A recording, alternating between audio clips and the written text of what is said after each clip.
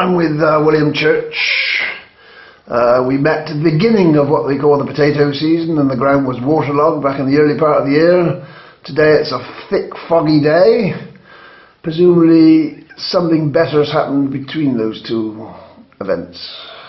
Well, we've gone through a season. I said it wasn't a particularly pretty season. There were many challenges last year, and we were in many ways glad to see the back of it. Going forward, at the moment we're still standing some seed, but most of that has been done. The indoor crop is planted and is growing well, and at the beginning of this week, on Monday, we actually planted the very first of the outdoor crop on a very sheltered coatee down on the east of the island. So everything's very much well underway for 2014. One of the mysteries of people who buy potatoes is that suddenly new potatoes appear at Christmas. So presumably those are your glass house, so they'll be around for Christmas, or too early? We actually don't grow any. We have done in the past, but not for the last couple of years. Don't grow Jersey Royals for the Christmas market. It's a tricky job to do because the seed isn't actually timed to be grown for that time, and actually you land up scrabbling around for a very, very small amount of tonnage, and you can argue it's more hassle than it's worth. There is another guy over here, I believe, who continues to offer Royals year round, and he'll probably do a little bit, but ourselves, we're not. I suppose from a marketing point of view it's quite nice to be able to put them in the shops at Christmas because it keeps the name going, doesn't it? Yeah, but equally it can be confusing, you see, because people really, Jersey Royals being the earliest early, they recognise it coming on stream March, April, and then May is the sort of period when you get a lot more volume coming through. And to have it at Christmas, some people, they struggle to get their head around it. Where is the market now for Jersey Royals? Where is the big market? It's still all the export is going into the British Isles, so over into Portsmouth and distributed from Portsmouth throughout the UK. Is there, I mean, obviously there's a potential market around the world, but realistically, is it happening anywhere else? No, it's not, and the main problem you've got with it is the fact that with our unique method of production over here, which is very, very labour intensive, we incur a lot of cost, and so you've got to get somebody to pay for it. And just thinking broadly, I mean, ask yourself, who else around the world eats potatoes with such passion in the way that the British do? And the answer, if you look into Europe, yeah, you get the Dutch eat quite a few potatoes and the Spanish eat a few potatoes, but how do they eat them all? Chips. Well, you're never going to go and spend the amount of money that you need on Jersey Royals to make a chip.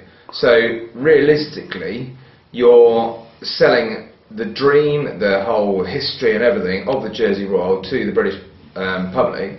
And sure, we get inquiries from expats who are living in other parts of the world who'd love it if we could ship half a tonne here and half a tonne there, but again, you've got to weigh up all the costs and implications of trying to send spuds somewhere else, because the small consignment relief which was taken off, did that affect potatoes at all? No.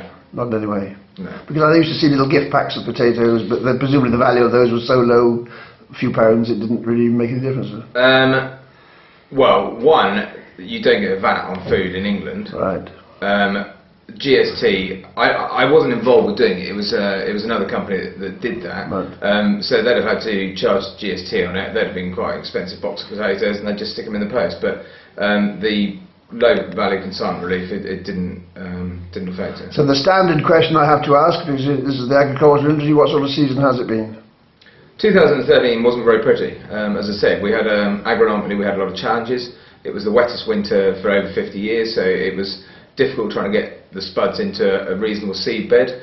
And then around March we had a period of 6 weeks when the soil temperature languished around 5.5 degrees, 6 degrees. But if you consider that nothing will grow below 5, it was very much akin to putting a bag of potatoes in the fridge and hoping they were going to produce a crop. So everything was very much delayed. When it did come on song, a lot of those potatoes had just been sat in the ground for so long that they weren't in their best state. And then, of course, everything does start to catch up, including the earliest English potatoes as well. So the market, from very restricted and a high price up here, suddenly went bang like that. And we land up on probably the lowest average price that we've seen in. You've got to have a market for the product, whatever it might be. As the supermarkets, obviously, we understand are the principal outlet for potatoes. I don't know if you market them individually yourself. You can tell me. But do they say if the quality isn't quite there? Do they say we won't take these? Is that a problem? They still, everybody, I say everybody, all of the retailers still like working with Jersey Royal. They very much use it as a tool to kick off their British season. There's always a market for it. It's how much money you can get people to pay for it. And what it boils down to is that they put the squeeze on. They keep saying about our poor customers, we need to help them out, and we want to do a deal here and a promotion there. But we have costs of production that we've got to cover. So there was always a way of selling it, but you just got to make sure that you get enough revenue in to cover the costs. But presumably you have contracts with people to supply a certain amount of potatoes. So you have the term contract is an interesting one because there are ongoing understanding that we will be shipping and selling potatoes, but there is no contract as such. They will want to take potatoes when they become available, so from the early indoor ones in the beginning of March, and they'll take them as long as they want to take them. But there's no specific volume that they're destined to take, and there's also no guaranteed price at any one point. This time of the year, foggy outside, but they're still active. How many people have you got employed now at this time of the year? I would have thought there's probably a couple of hundred around the place. I don't know specifically, and that's because we've still got quite a lot of standing seed going on, which is the process whereby we grade the seed. So there's a lot of happening in various sites all over the island, and there's some management of the indoor crop. That's growing quite well, and as I said, we did have a team go out and plant a very small area of outdoor at the beginning of the week. This time of the year, are these staff who have been here for several months, or are these people who you're bringing in just literally to cover a month or two? We sort it out with the staff always. I mean, they come in for periods of time, and so we've got some who are over here for a period of time. It's quite likely they'll go back at home for Christmas. But again, it's all worked out on contracts to suit them, to suit us. When we last spoke, the new regulations on employment were not affecting you because you have a dispensation because of agriculture. Has that changed at all? Are you now required to employ local people? No, and to be honest with you, I don't think the local people would do the work that we want them to do. So, do you still think that is a factor? Do you think? Absolutely. Because the profile you gave was 25 to 35 fit young men is the mainstay of what you're looking for. Yeah, well, we employ men and women alike. Yeah. Obviously, if there's heavier work, you need fit young men to go lugging sacks of potatoes around. But very often on grading tables, it's a bit of a generalisation, but sometimes I suppose it's more recognised that women have perhaps got a bit more attention to detail. But it is. It's hard work. All of the process from standing the seed. I mean, you'd be very welcome to come up and have a look at that process going on. And physically, it's all quite demanding. You're on your feet all day long, and then when you're planting, you're bent over, and so that's quite hard work. And when you're harvesting, you're on your feet. So that it's physically quite challenging. Is there any interest shown from Polish? Has been the mainstay for the past few years? That's right. Any other nations showing any interest?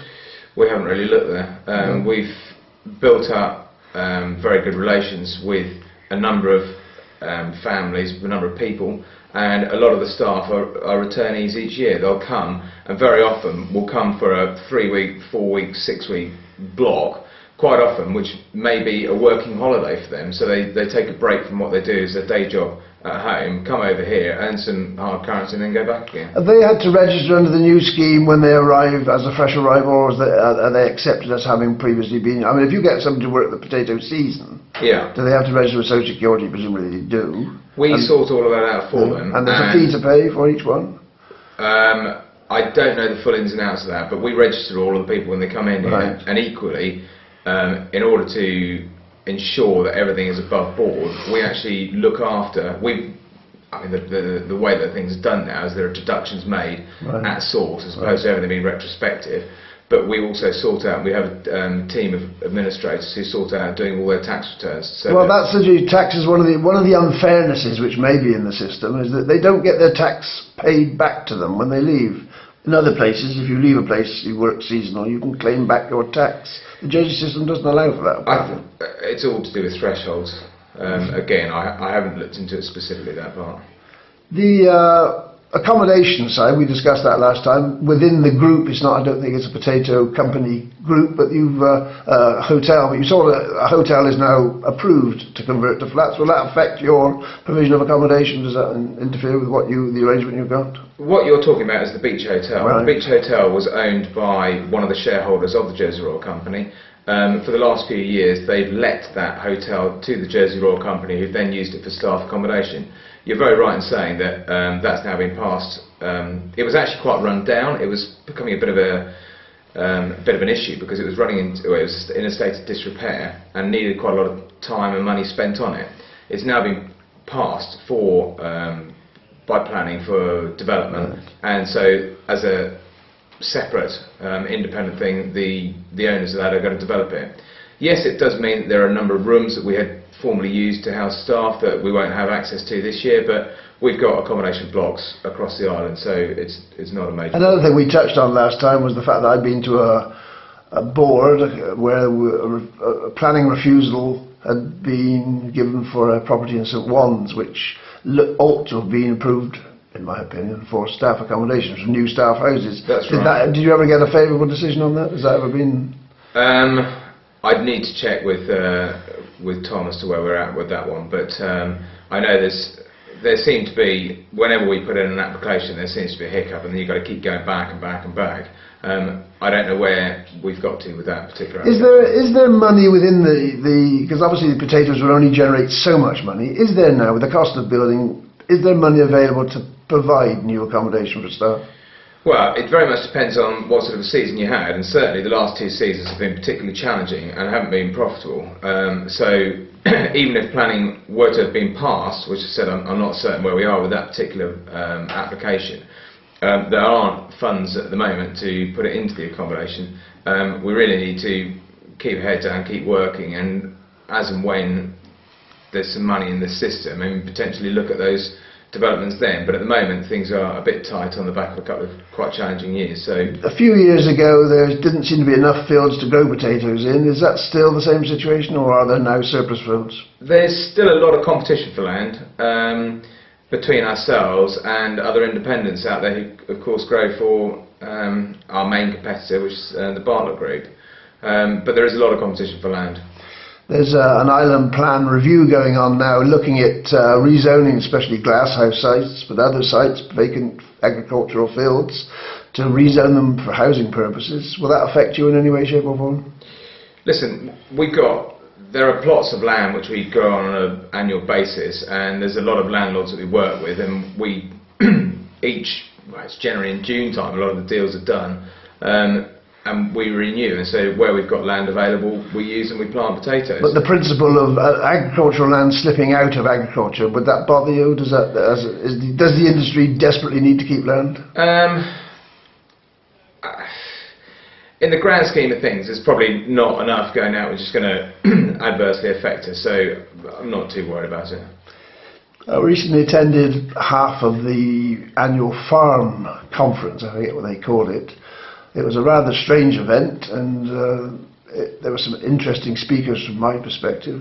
Tractors without drivers, GM crops and organic fields and organic cultivation, all sorts of things being talked about, which I would have thought would have stirred discussion, but there was very little discussion from the floor, and it was quite a packed meeting.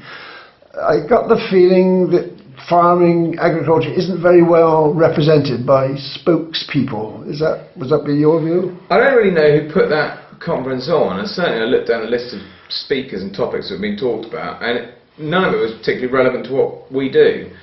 With regards to GM, you find there is GM which goes on in the world for mass production of the likes of maize and soya, but really it's of no consequence to us because the Jersey Royal is a Jersey Royal. It's grown in a unique manner, and through that we've got this protected designation of origin. So you're never going to invest the amount of money in GM because it would take away from our point, selling point. You're basically, as far as I know, because Jersey is milk and potatoes, is that, I mean, it has become in the recent years the discussion, is that a sufficiently diverse range of goodies to be doing in agriculture? Well, in an ideal world, you'd be growing other crops potentially and have a greater rotation, but the fact of the matter is we are an island, we've got very expensive shipping lanes, and one by one the other crops that were grown, it just doesn't pay to do it. I mean, I suppose the last recognised volume crop that used to leave the island was probably courgettes or tomatoes. Tomatoes, of course, was all glasshouse, and we've taken on a lot of old tomato nurseries. Those growers couldn't physically earn enough from what they were growing to pay all the costs and compete against mass production in other areas of the British Isles or into mainland Europe. Competition, which you refer to within the island, has been focused now because there are two large organisations, yourself and the other marketing organisation. Is that making the problem better or worse from your perspective, to have this competition? Having competition, it focuses the mind, but in an ideal world we wouldn't have them, and then you'd have a bit more control over what's going on. I don't mind competition when it's fair competition and you're playing on a level playing field, but they are being particularly aggressive in the marketplace and are financing it through on the back of their mainland-based business. Of course, they are a very big business in the UK, and I suppose they can afford to sustain losses here for some time, and on the basis that the UK will subsidise it.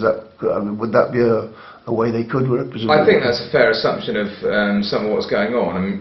But where we're different is that we're a completely integrated company, and that's our selling point. But we grow it, so we're in charge of it from the seed through the whole growing process, through the harvesting, the packing, and ultimately the selling. And therefore, we've got to be able to sell it at a realistic price to make money. I suppose from their point of view, the Jersey Royal is so important to retailers that it opens the door for the start of a season, and they could run it as a loss leader because they know that they've got a mass load of production of British spuds that they're going to be selling for the rest of the year, and that, I said, slightly queers the pitch. Presumably the tonnage exported this year was less because it has been a poor season, or was it? It was quite a lot less, yeah. If you had to say you had last year wasn't very good, this year's not very good, how many years can the industry sustain that, do you think? Farming is one of those things, it goes in cycles and you get bad years, but if every time something went against the farmer and they just hung up their boots, as it were, then that would have happened a long time ago. I mean, farmers are amazingly resilient, and yes, it's not easy, but you work with all the people around you, so speaking to the banks who support you during tough times, and so long as you can put together what is a sustainable business model, they will support you and you keep going. I know Tom Binney, I've heard him speak at Scrutiny about being opposed to any government subsidies, but what's the situation now? Are there any government subsidies going into Jersey Royals? No, I think that the money that's available out there is really for environmental work, but as with regard to direct subsidies going into agriculture, there's really very little. Would the flag be hoisted at any point if the going continued? If you have a few more bad seasons, would the government... It doesn't. But putting a subsidy into it, you need any business subsidies. I think ultimately they don't do you any good because it's a short-term fix. It's giving money into something which is it's a false economy, and I think that you need to be able to grow a crop and grow it well and sell it well and keep the whole thing sustainable. But just to tip money into it, one, I think it would be a political disaster because I don't think that it would go down very well with the entire population, and ultimately you're only going to mess up the economics of what you're doing. It is a false economy, therefore you potentially won't land up selling your spuds into the market for the right amount of money. It's not sustainable in the long run, and it could ultimately kill the Jersey Royal business because you really need to, this is what it costs to grow it, and you then go on that basis, you work out your sales price going to the retailers. You provide work for 500 or 600 people. It's obviously a valuable part of the Jersey economy, a small part, but it's still a valuable part. And as we're always told, it keeps the countryside green. It's what people want to be there. Yeah. Long term, is it sustainable? And providing that, we have to work harder and harder, it seems, each year, but providing you've got a willing marketplace, which we have through the retailers to the British public, we just have to price it right to make sure we get enough revenue to pay all the costs. Is there anything government could do or needs to do to help potato growing? Not really. We're not really looking at it. Well, from a government point of view, we could say you're almost satisfied then. Listen, I'm not a politician. I don't necessarily want to get dragged down that route, but farming should be a very simple thing. Is that you grow what you grow, you do it to the best of your ability, and you then find a willing buyer. What's the government going to do around that? I suppose you can look at the ways about employment. Certainly with the minimum wage forecast to be going up, I think it was Deputy Southern who's put a proposal in, and he wanted to increase it by quite a large percentage. Well, some would like to, a living wage. I don't know whether that would apply to your industry. I have no idea. But when you put up the minimum wage, that of course puts a lot of pressure on it, because actually what we found over the last few years is that there is an entry point to the market and we're never going to get more money than that. So we've just got to be much more efficient and better in growing what we grow. And every year, with costs of electricity and costs of labour going up, that really does impact on how we operate as a company. So minimum wages, that's a challenge, definitely. Okay, we'll leave it there unless there's anything else you want to tell me. I think we're eyes down and working hard and hopeful for a better 2014. Thanks much indeed. Thank you very much.